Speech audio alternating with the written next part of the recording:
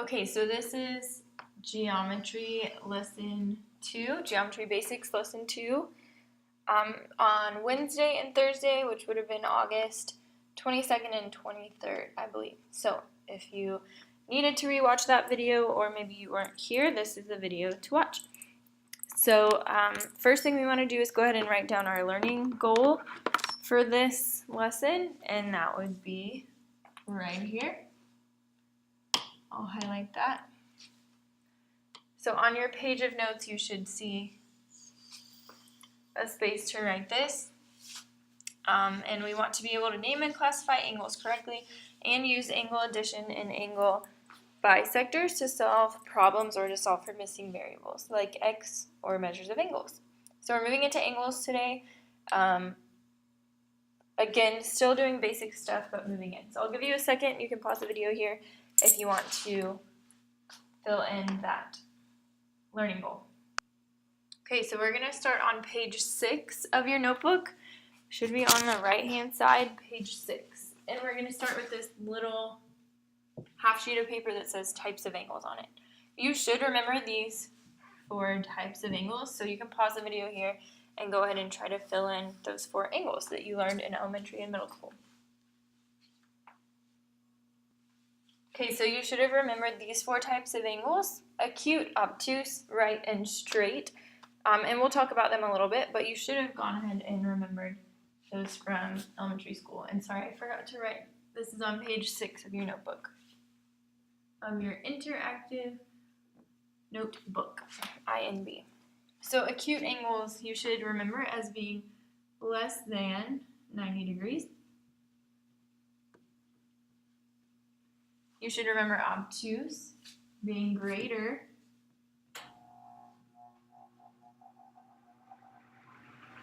than 90 degrees.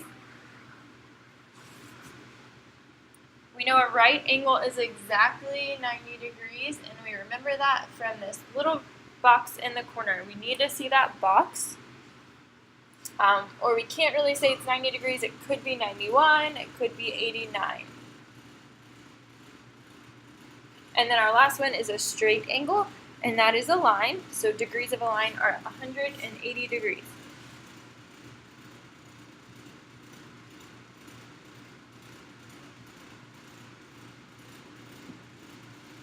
So again, you should remember that from middle school and before, but this new part is going to be, again, a little new for us. So how to name angles and how to find them in an image. So if we remember from our first lesson, we learned about the word ray. Okay, an angle is actually just made up of 2 individual rays, and we remember a ray from one endpoint and then one arrow. So that's an example of one ray, and we would name that as ray BA. Remember, we always start with the endpoint, and then my other side of the angle we would name with the other ray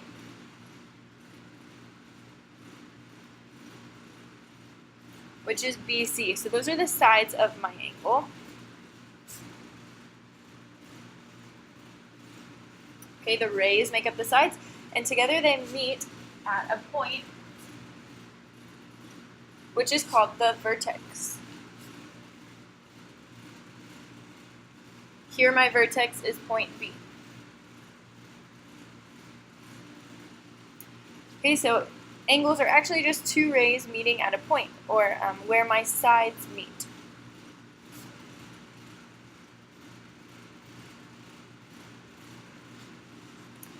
How to name a ray, how we name angles are with the 3 points that they're made up of.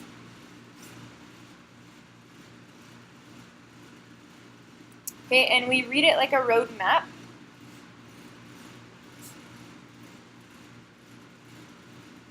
Which means just like we would trace it is how we're going to name it. So if I start at the top up here, just like I'm tracing a road map, I'm going to cross through point A first, then B, and then finish at C.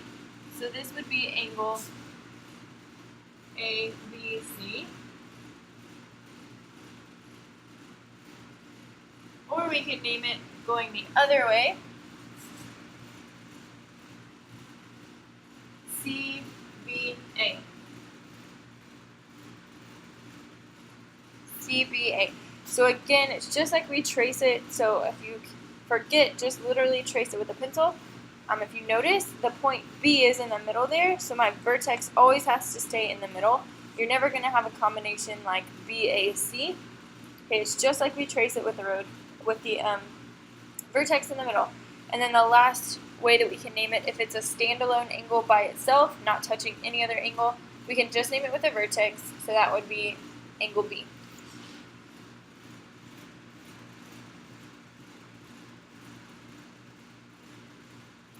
Okay, and our symbols, or our symbol for an angle, is literally just a small angle there. So you should have a pink page for angle, or for symbols, that you can fill this one in. So angles is just a kind of like a less than sign. Mine are not very pretty. Okay, right underneath your little half sheet, which you can cut around the edges here, you can trim that up, and that'll go at the top of page 6 in your notebook. Right underneath that, we're going to do one definition. So I'm just going to draw that right underneath. Then save room for your yellow foldable.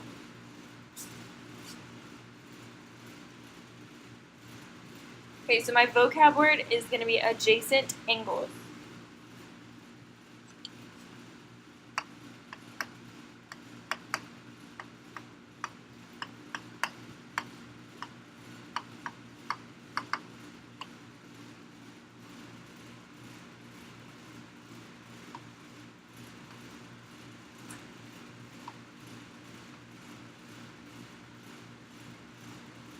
Okay, go ahead and draw a picture and write it exactly as I am.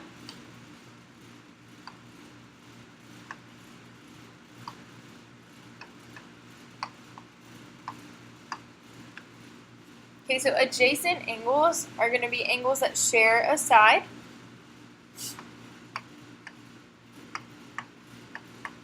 A common side.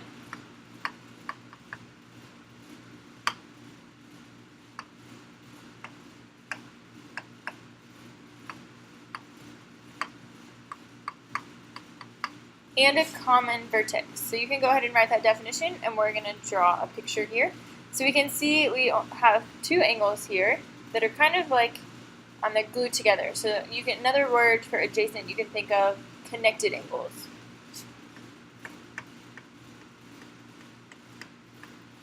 So these are literally glued together. They're connected.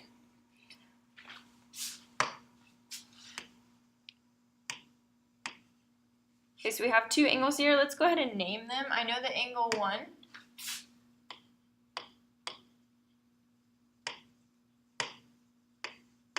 and angle 2 are my adjacent angles, but I want to let's practice naming them with my 3 points here.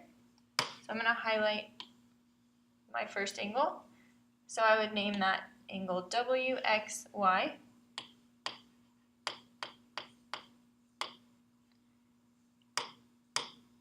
And my angle 2, I always start at the top. You can go the other way as well.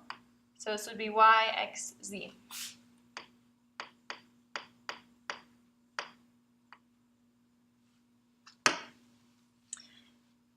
So that's how we would name our two adjacent angles. Again, those are just connected angles sharing a side. So if we were going to name that side that they share, remember it is a ray, so we have 1 point and 1 arrow.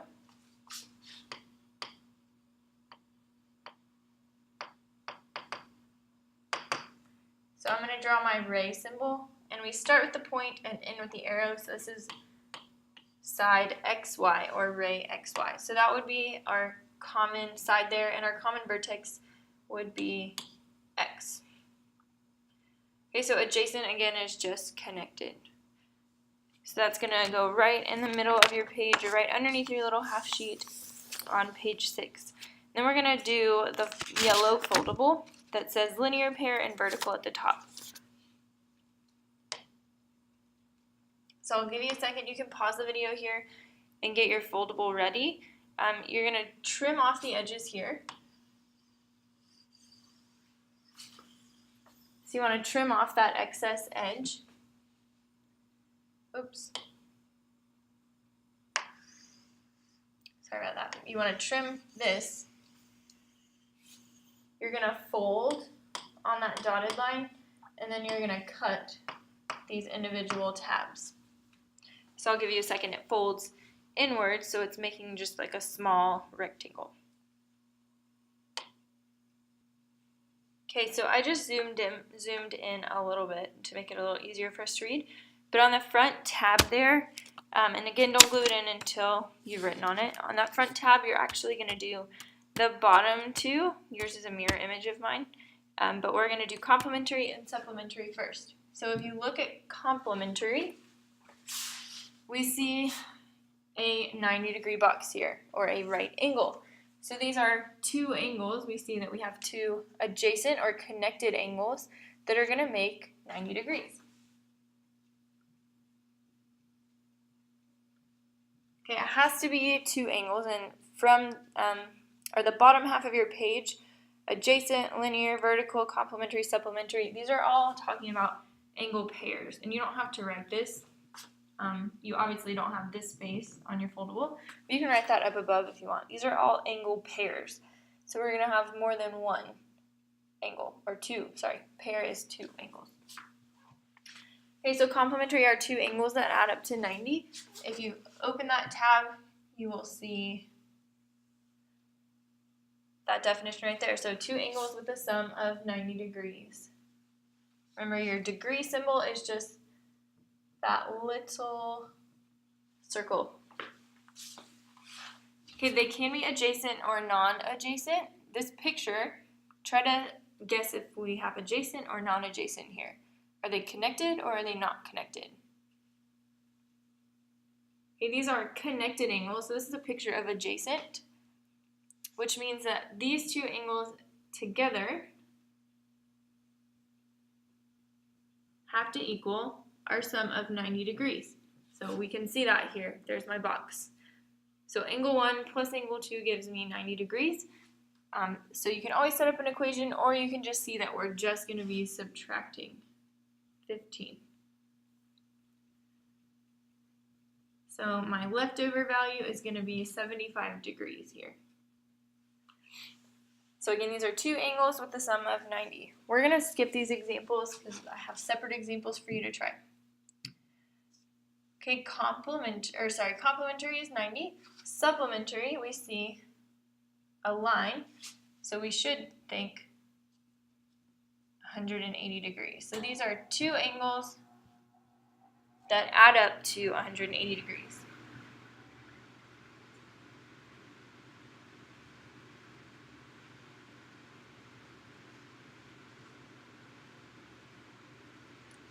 Okay, they can be adjacent or non-adjacent. So in this picture, do we have adjacent or non-adjacent? Think about that. These are separated or not connected, so this would be non-adjacent. Okay, if we were going to have adjacent, that means it would look something like this over here where they're connected. They can also be separated or non-adjacent. But supplementary still means these are both equal to 180, or sorry, they add up to 180. So you can simply see we're just subtracting 120 to get my leftover of 60 degrees there. So supplementary is 180, complementary is 90. I don't have a good trick to remember that, but that's just one of those things you have to remember.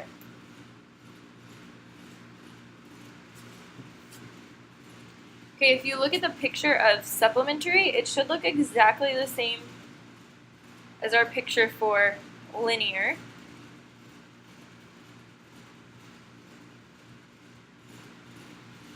Okay, and that's because linear pairs are supplementary. That is part of the definition. So it's going to look exactly the same as supplementary because they are. But unlike my supplementary angles, these have to be adjacent. They have to be connected, and if they're going to be 180 degrees, that means it has to be on a line. So that's where we get the word linear from. If it's a linear pair, that means I have two angles that are on a line. So you can just think of that definition by looking at the word. Two angles on a line. So again, the catch here is that they have to be adjacent.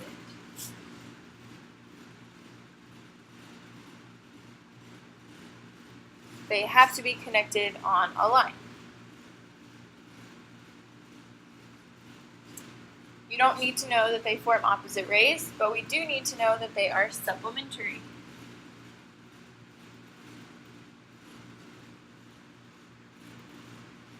Which means they equal how many degrees? 180. So go ahead and try to figure out what my angle would be here. You can pause the video. Okay, so you should have gotten 68 degrees as my remainder, so that smaller piece should be less, or is smaller than 112, so that is 68 degrees we just subtracted. Okay, and then the last angle pair is going to be linear, and these are my favorite because there's no math involved.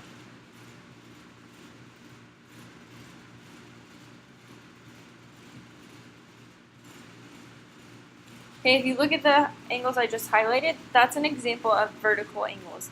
Vertical just means they are straight across from each other. Or my opposite angles. So we actually have another pair right here, but we're just not going to mark that. We're going to focus on one set of vertical angles. You're always going to see two lines intersecting to make that X shape. So always think of like an X when you're thinking vertical. You don't need to know that they formed opposite rays. You do need to know that they are non-adjacent. They're not right next to each other. They're not sharing a side, but they are formed by two intersecting lines.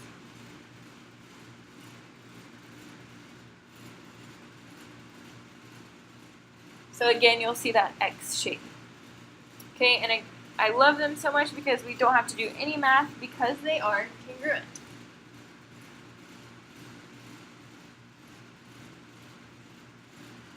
Which hopefully you remember that means that they are equal or the same.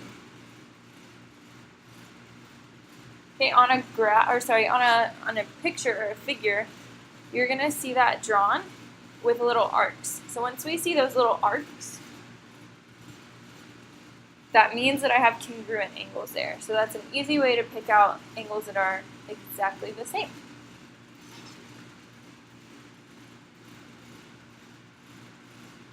So my X value there is just going to be 72. We don't have to do any math. Those are equal to each other.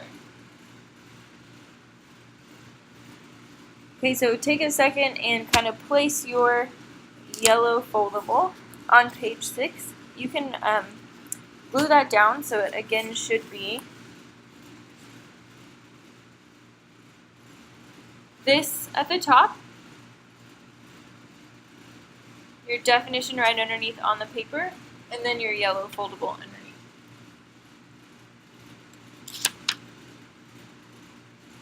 And we're going to move on to some practice problems. So make your way to this page. And you can pause the video here. I'll give you a second to set up your page 6 before we get started on some examples.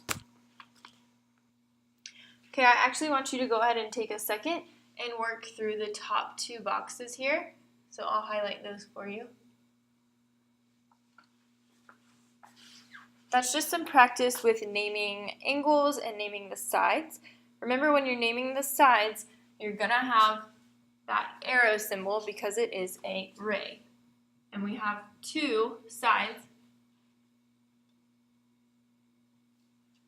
per angle. So take a second, pause the video here, and see if you can try those examples. Okay, so again, you can pause here.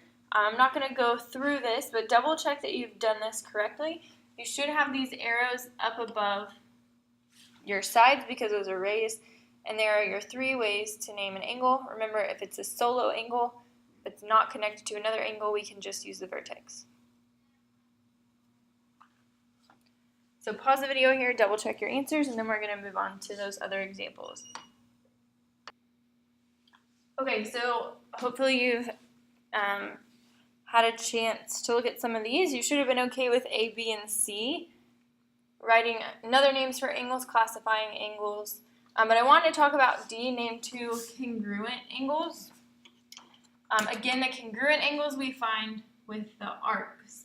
Okay, if we see arcs, we know that those are going to be congruent angles. So if I look for my arcs, I see that they're right here. On these vertical angles, we see the X. So those are vertical angles, and they are always congruent. So it's asking me to name them, so let's go ahead and name them just like I trace it. So E, B, A.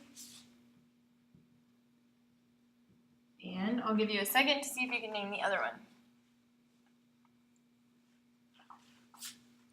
I would name that CBF. We're going to skip that perpendicular bisector. We're not talking about those yet, so we're just going to skip over that. Okay, and looking at the last one here, you can pause the video and see if you can get A through F. We're going to do G together, but go ahead and pause and see if you can figure those out. Okay, so compare your answers with mine. You should have been okay there with naming some angles and classifying angles. I just abbreviated right, obtuse, acute, and straight there. I want to talk about this keyword or this vocab word, angle bisector, because we haven't talked about that yet. But we are about to talk about it, so this is a good introduction. So angle bisector, remember that word bisect we might have talked about? That means we're cutting something in 2 congruent parts. So we're going to cut in 2 congruent or equal parts. And here, since we're talking about an angle bisector, this is going to be 2 congruent angles that we're looking for. So the actual bisector is it can either be a line, ray, or segment, but since we're talking about an angle bisector, remember the sides of angles are always going to be rays. So an angle bisector is that ray that is cutting a big angle into 2 equal angles. So if you remember, we find congruent angles with the arcs. So if you look over here, we see my congruent arcs are right there, which means this big angle has been cut in half with my segment or my angle bisector, which is right here. So it's asking for the name of the angle bisector, so we're going to name the ray, starting with the endpoint. So this is T, U. And we don't want to forget our arrow up there. So an angle bisector is always going to be a ray, cutting into 2 congruent parts.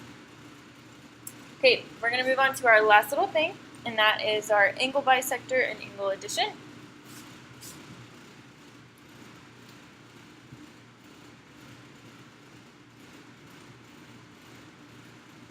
So it should look like this.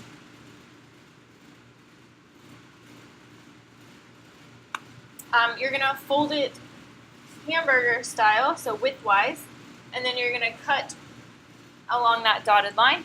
So you're folding it like a book, should open like a book, and then you can cut that dotted line right here so that you can have 2 separate tabs, one for angle addition, one for angle bisector. And let's start with angle bisector, since we just talked about that.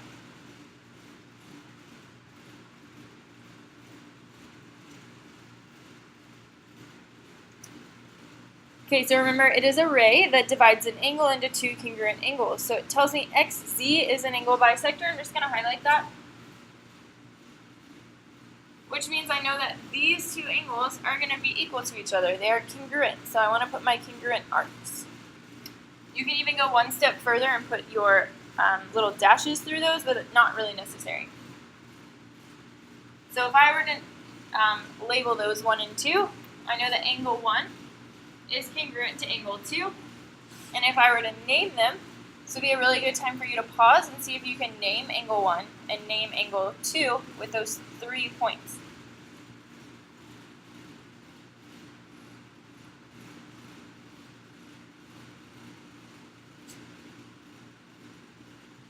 So that's how we would name those there. And remember, congruent just means they are equal to each other. So let's look at our example. It tells me that FG bisects angle EFH. That one sentence right there tells me a lot of information. Okay, FG is my bisector. So I know that because of this symbol right here, that ray. So I'm just going to highlight ray FG. That is bisecting or splitting in half my angle EFH, which tells me what about these two angles? We know that they are going to be congruent angles. So I'm just going to write that down. I know that angle EFG is congruent to angle GFH. Okay, this gets confusing when we have so many letters, but just trace your angles if you're confused. Okay, we're hoping that they gave us equations that we can just plug right in for these two angles, so let's see if they did. Did they give us EFG? Yes, we see that they gave us EFG, so that is 3x plus 25. And congruent symbol is only used in like a statement. We're never going to solve with a congruent symbol, so you're just going to change that into our normal equal sign there. And then, did they give us GSH? Yes, they did. But they gave us this kind of ugly equation. Let's go ahead and clean that up. So I'm going to distribute that 1/2, which means I'm taking half of 10 and half of negative 20.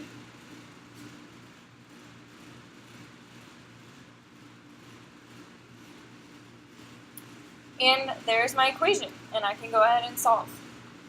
So I'm going to keep my numbers positive. So I get a positive 2 is equal to positive 2x minus 10. And I'm going to add 10. Remember, I do opposite signs when I'm moving across an equal sign. And when I divide by 2, you should get x equals 6. Let's go ahead and fill that in. We're just going to do these two. If it's asking me for the measure of an angle, some of us were getting confused about this. We have x, but we're looking for an actual measure. Remember that M stands for measure, which is a number. So we're looking for the value of those angles. So we're going to take that x value and we're going to plug it into our equations for GFH. Okay, remember GFH was my 5x plus 10.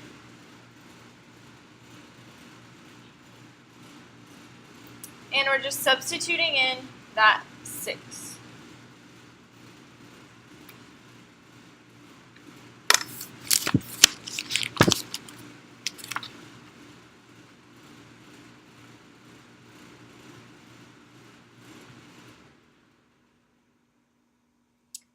Oh, and I'm going to go back here.